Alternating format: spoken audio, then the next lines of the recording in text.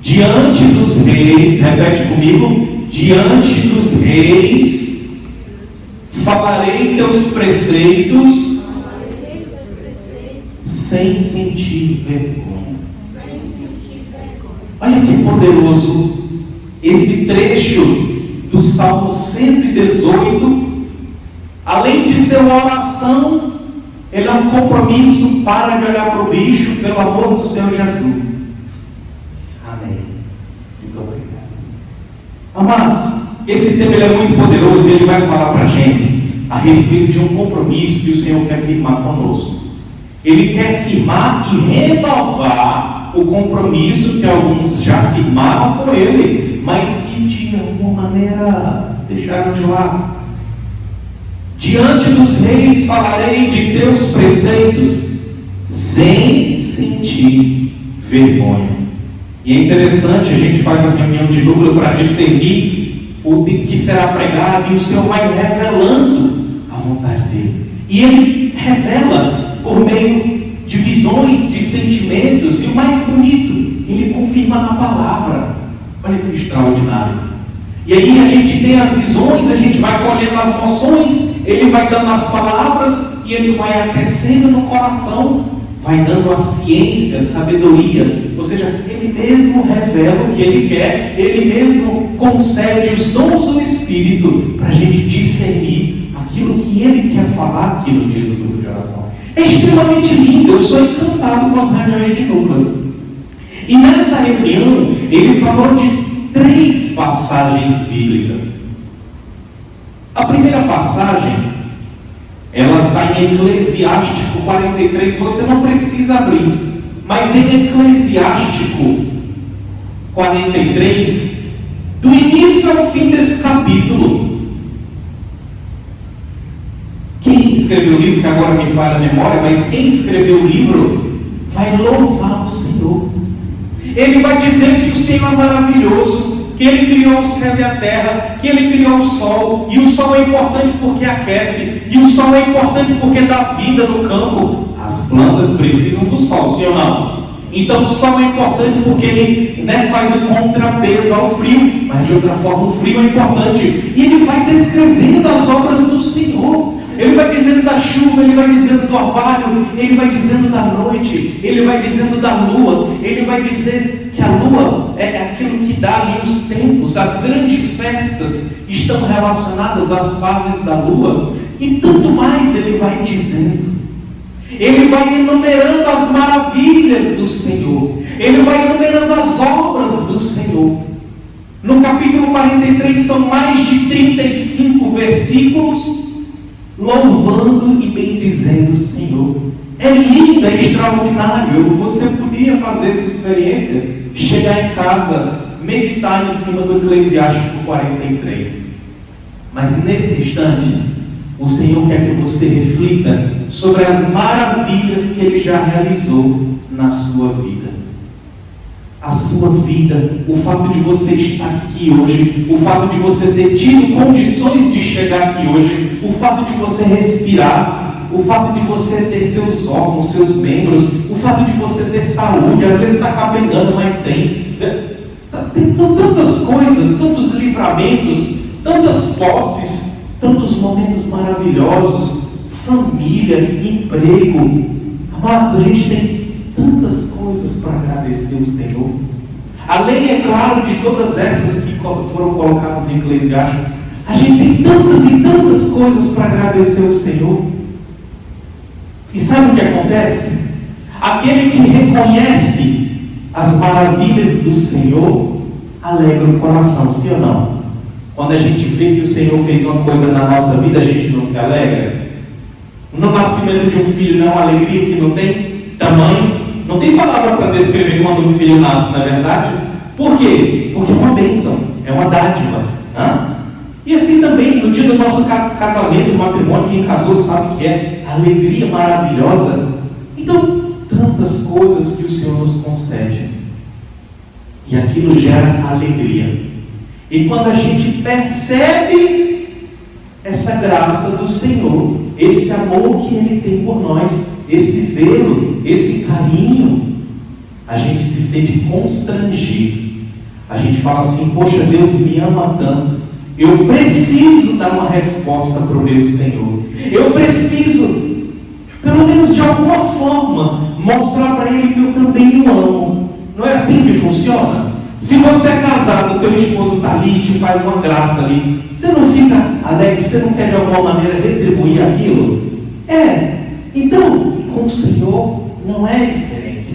Aquele e aquela que é batizado no Espírito, aquele e aquela que recebe o Espírito Santo, reconhece as graças de Deus em sua vida e se sente constrangido em dar algum tipo de retorno para o Senhor, em dar uma resposta concreta e material do seu amor por Ele. E isso é importante, porque se a gente não reconhece as maravilhas do Senhor, a gente nem se apercebe da importância de responder a Ele. E olha que interessante, lá em 2 Crônicas, esse livro eu acho que eu nunca tinha aberto esse livro, mas o capítulo 30 do 2 Crônicas, ele vai dizer que o rei, que Ezequiel, ele foi piedoso. Ele foi piedoso, ou seja, ele foi humilde. Ele reconheceu que o seu povo não estava agindo adequadamente. Por quê? Porque estava adorando outros deuses. Naquela época já havia sim uma inclinação monoteísta, ou seja, de adorar Deus, de reconhecer Deus, mas tinha uma turma que ficava adorando imagens e deuses, Deus do sol, da lua, e aquela arrumação toda que vocês já estudaram no livro de história, com certeza. Mas Ezequiel reconheceu que todas as vezes que se era fiel ao Deus, ao nosso Deus, ao Criador, bênçãos eram derramadas. E todas as vezes que aquele povo esquecia de honrar o Senhor, se perdia nos pecados, ele ia lá e permitia grandes tribulações. E aí ele foi sábio. Ele falou: não, a gente vai celebrar a Páscoa nesse ano de forma mais adequada. É interessante porque ele como rei, ele adiou a data da Páscoa para ter mais tempo de que os sacerdotes se purificassem, de que o povo se purificasse. E ele fez mais, ele mandou mensageiros.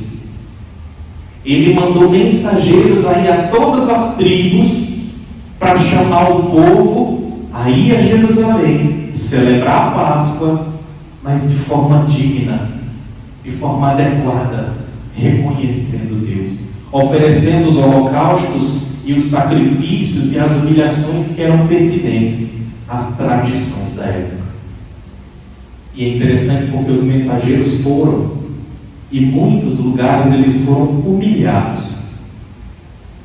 E aí você já se lembra, eu tenho certeza, de quantas vezes você falou de Jesus e foi humilhado. Quantas vezes no seu trabalho, na sua escola, você falou de Jesus e alguém deu aquela risadinha, ó? Isso já aconteceu, não já? Esteja certo, meu irmão, minha irmã, que isso é do Senhor. A tua valentia, a tua perseverança. E aquele povo foi assim que aconteceu. Eles foram falar do convite e foram humilhados. Mas olha que interessante, porque Deus honrou. Algumas pessoas sentiram aquele chamado e foram para a Páscoa, e o capítulo vai dizer que foi uma maravilha, que tudo transcorreu adequadamente, que Deus se alegrou, Deus ouviu a oração de Ezequiel, Deus ouviu a oração dos sacerdotes, abençoou aquele povo, e assim sucedeu um tempo de bênção naquele povo. Assim também o Senhor vai nos dizer lá em João, e aqui sim eu te convido a abrir o Evangelho de João. João capítulo 1, é logo no início, é capítulo 1. João capítulo 1.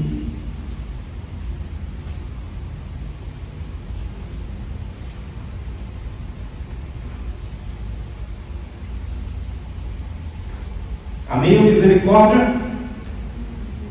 Amado, você tem celular, você pode pôr assim, ó, Bíblia Católica lá no Google. João 1, pode ir lá no celular e vai. Tem que botar Bíblia Católica, senão ele abre umas traduções meio esquisitas aí. Bíblia Católica, capítulo 1, amém? João capítulo 1, perdão. E nós vamos no versículo 6, que vai dizer assim: houve um homem enviado por Deus que se chamava João. Este veio como testemunha para dar testemunho da luz, a fim de que todos crescem por meio dele. Não era ele a luz, mas veio para dar testemunho da luz. Palavra da salvação. Glória a vós, Senhor. João que fala aqui é João Batista, tá bom, amado? Então nós sabemos que João Batista ele cumpriu aquela profecia de Isaías que dizia aquele que proclama no deserto, né? Então João Batista ele veio para anunciar o Senhor. E olha que interessante, porque Deus também nos chama a ser como João Batista, a ser como aqueles mensageiros que foram às tribos enviar um recado. João Batista também veio enviar um recado. Qual foi o recado de João Batista? Alguém sabe o que João Batista anunciava no deserto?